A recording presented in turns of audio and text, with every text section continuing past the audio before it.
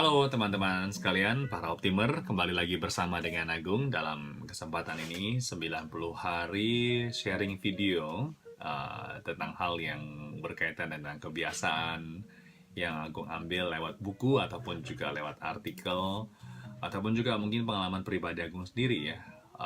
Sama sepertinya beberapa hari yang lalu, Agung baru saja mengikuti sebuah training yang berkaitan tentang pengembangan diri ya, bukan memperberat diri atau memperbesar diri ya, tapi adalah pengembangan mindset ataupun juga untuk pengembangan pola pikir ya. Dan banyak sekali pelajaran-pelajaran ataupun juga hal-hal yang bisa didapatkan dari sebuah training ataupun juga belajar bersama dengan seorang guru ya.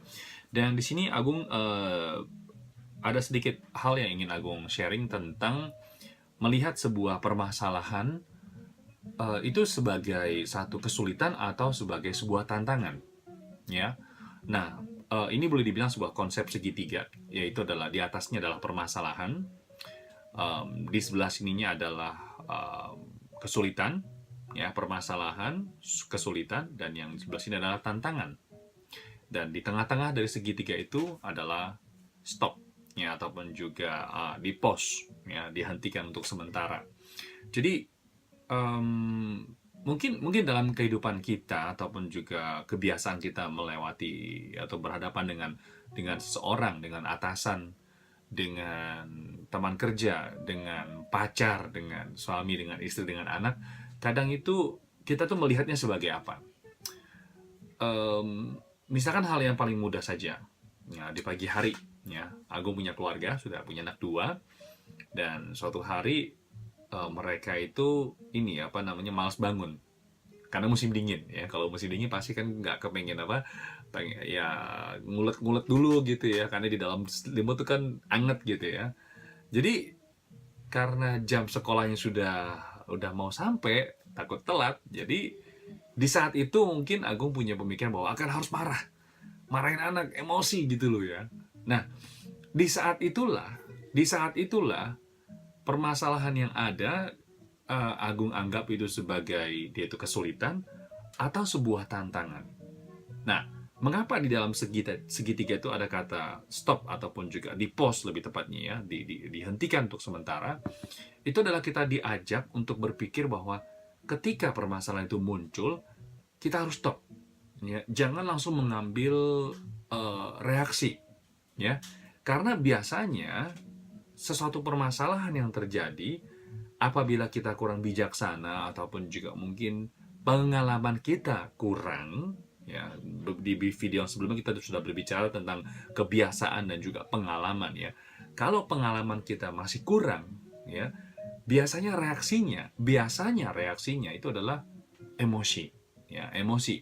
Nah, tapi kalau misalkan pengalaman kita cukup banyak, lalu kita juga belajar bersama dengan orang, melihat orang bagaimana menanggapi semua permasalahan, kita akan melihat sebagai sebuah tantangan, ya.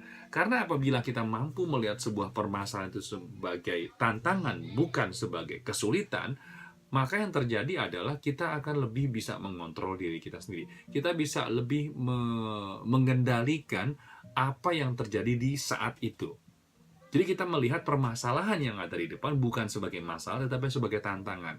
Nah, kembali tadi sebagai pengalaman Agung di pagi hari itu, tentu saja Agung mengambil kesimpulan, mengambil satu keputusan untuk tidak mereaksi langsung dari permasalahan mereka, karena yang telat bukan Agung, yang telat adalah mereka.